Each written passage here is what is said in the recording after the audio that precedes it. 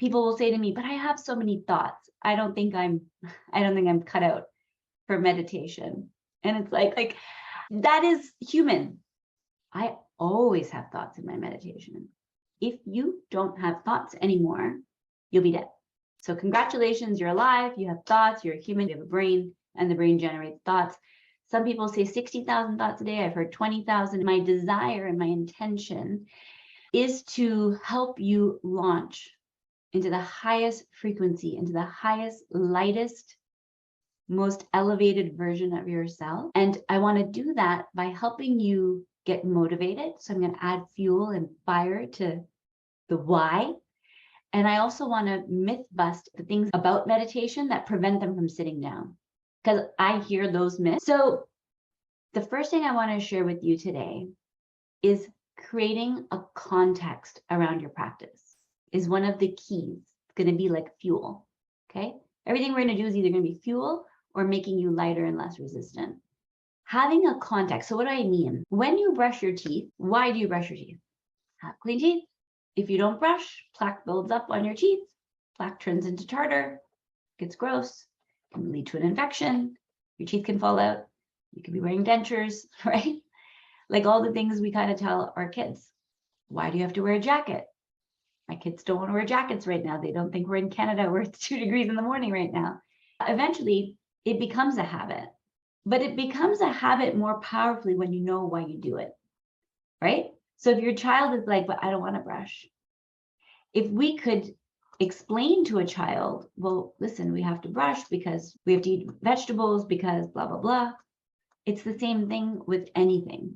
So sometimes when we're not deeply connected to the why, it gets harder to sit down. So the reason I want to talk about this is because if you don't really know why you're doing it in a deep way, like in a profound way, a mediocre context, I believe, will give you a mediocre result and motivation. Because the biggest thing for people is, I know it's good for me. When I do it, I feel great. When I miss it, I feel like caca. So they know it's good for them. They know it feels good. They know something good's happening. I asked a client the other day, if you went for a coffee with a friend and you were trying to convince them to do it, what would you tell them? What do you think's working? What do you think it is that you're doing? Because most people will be like, well, I feel more calm, I feel more patient, and you'll hear some common things. But if your friend said to you, well, how do you think that's working? So she said to me, well, I feel calm and I feel like just better. I just feel more energy. I feel things line up better, things happen better. And I'm like, okay, that's amazing. So if your friend said, well, how? Like, what is happening? What do you think you're doing? She's like, well, I don't know. And you could say to me, well, I don't really need to know how it works, do I? I mean, it's still working. Yeah, you're right. She sits down 6 times out of 10 or 8 times out of 10. And it's not about getting a perfect record. But what she said to me, which was really important, and many of you have said this to me, and I feel this myself, is like, I know I love it. I know it's good for me. And she wants to sit down more. She's like, I need to get more committed around it. And I said, well, what if you had a better context for yourself, a better why? And it can be anything. There's no right answer, just like cleaning your teeth. But what's your biggest context? And so that's kind of the homework I would like you to do today. So I'll tell you that with me, my context has changed over time. The first time I remember ever meditating, I think I was 14. I was with my mom at the temple at a Hindu mandir. And it was a Monday night. They do Shiv Puja, right? A Shiv prayer on Mondays. And the Pandit had led us through a meditation. And I swear, maybe because I was also younger, I was like on the other side of the veil. I was like with the stars.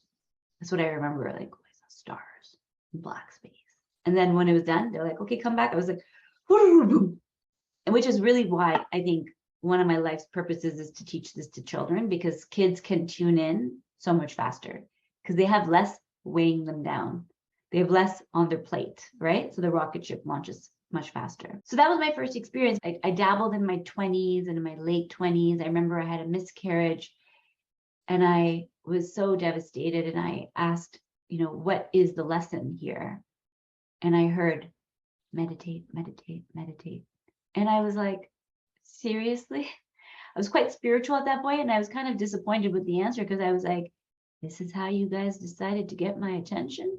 This is crazy. Like, this is quite drastic. And I was like, yes, I know, I need to meditate. I was meditating at my condo, newly married. But the first time I had my context in 2014, I'd just given birth to my second child. I was a working mom with 2 kids, and I couldn't figure out what to do with some HR issues. And I was asking everybody I knew, I was asking, what do I do? What should I do? What do you think? And I don't do that anymore. It's kind of funny when you look back at yourself.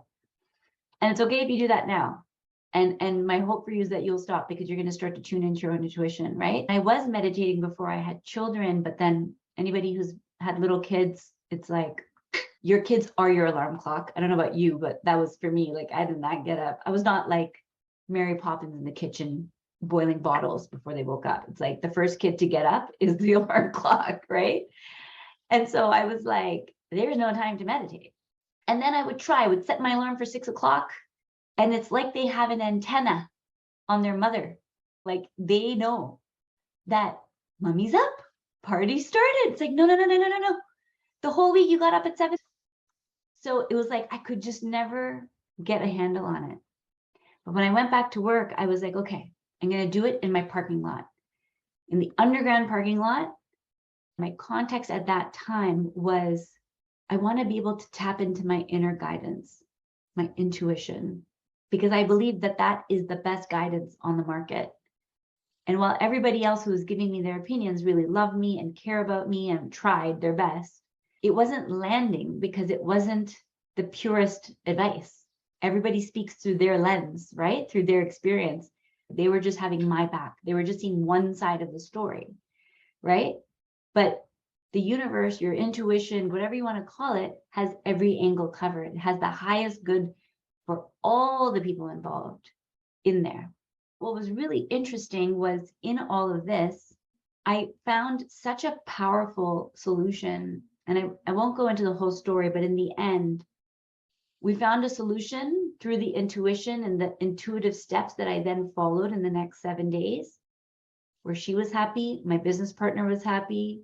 So at that time, it was like, it keeps me aligned, grounded, and tapped into my intuition. This context, I promise you, if you keep going into this mastery of this practice and keep allowing this gift to just fuel you, connect you, the number of miracles that will start to happen in your life, it's always going to get better. It's always going to get better. Your life's going to get better. Things are going to get better. Your intuition will get stronger. Your guidance will get stronger.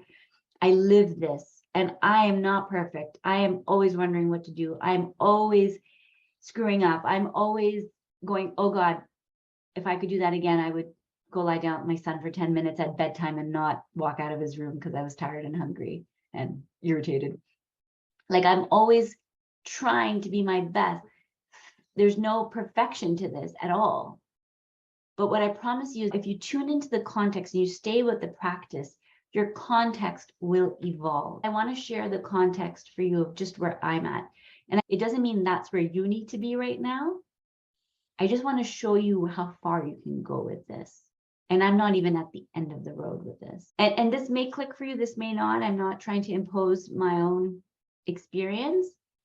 But for those of you who believe in a God, or believe in a spirit, or believe in you're a soul, and if you're in my world, you probably do, the universe, Mother Nature, life force that created Mars and the Oreo cookie, I literally feel like I'm sitting down with God. I call it my date with the divine. And because it's my date with the divine, I'm less likely to miss it. You understand? Because my context is changing. I'm not just like, okay, well, I'm just going to sit down with my eyes closed and hope something happens. I don't really know why I do this. You know what I mean? Like, there's a lot of science. And hey, listen, if science is your jam, go read some Harvard studies. Boom. You're going to get 100 reasons why. Meditation is going to make you smarter, faster, better, increase your brain matter, reduce your blood pressure, increase patience, increase frontal cortex function. Like, the list is endless. reduce cholesterol, reduce chance of heart attacks, reduce anxiety and stress, which causes inflammation, which causes an illness. Like there is a whole science thing to this.